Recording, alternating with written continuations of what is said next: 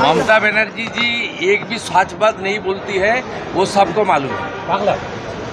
उन्हीं ठीक करार के उन्हीं ठीक करार के ममता बनर्जी झूठ बोल रही है। উনি ঠিক করার কে? উনার বিরুদ্ধে এবারের লোকসভা ভোটেও 54% লোক উনার বিরুদ্ধে ভোট দিয়েছে। উনি মাইনরিটি মুখ্যমন্ত্রী। এবারেও উনার পার্টি 45.67% ভোট পেয়েছে। গরিষ্ঠ সংখ্যক বাঙালি উনার বিরুদ্ধে ভোট দিয়েছে। অতএব উনি বাঙালি কি করবে সেটা ঠিক করার মালিক মমতা ব্যানার্জি নয়। চিকিৎসকরা কি করবেন, চিকিৎসকদের নিজস্ব বুদ্ধি, বিবেক এবং তাদের দৃঢ়তা, সাহসিকতা সবটাই আছে। তার জন্য বিরোধী দলনেতা বা কোনো রাজনৈতিক নেতা বা মিডিয়াকে ওদের উপদেশ বা অ্যাডভাইস করার কোনো প্রয়োজন নেই। ইহার কম্পিটেন্ট এরা, তারা যে লড়াইটা 1 মাস ধরে দিচ্ছেন, এই লড়াইটা তারা শেষ পর্যন্ত দেবেন। তাই গতকাল লেট নাইটে তাদের যে ডিসিশন, আইন তৈরি হয় মানুষের জন্য।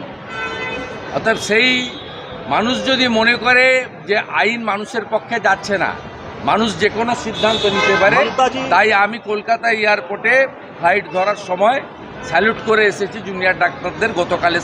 ये नया बात नहीं है। ममता बनर्जी इधर है मुसलमान वोट और पुलिस का द्वारा पूरा बंगाल में पुलिस को गुंडा बनाया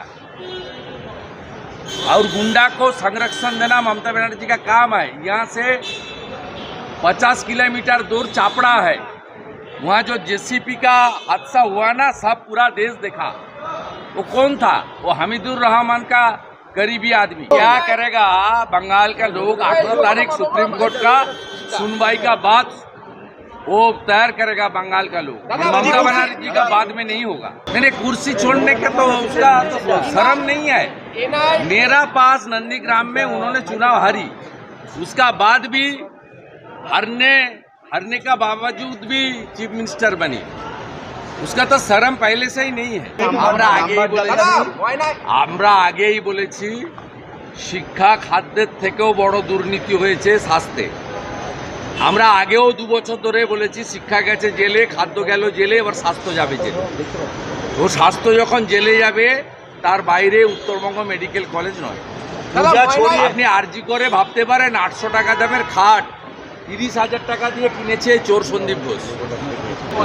ও তো এনআইএ ইনভেস্টিগেশনের পার্ট। আমি কি বলবো, আরও এক্সপিডাইট করা দরকার। বাকিদেরকে বিজয় ভূঁইয়া মার্ডার কেসে বাকিদের অ্যারেস্ট করা দরকার এবং খুব কুইক চার্জশিট দিয়ে ওরা যাতে কনভিকশন হয় তার ব্যবস্থা করা।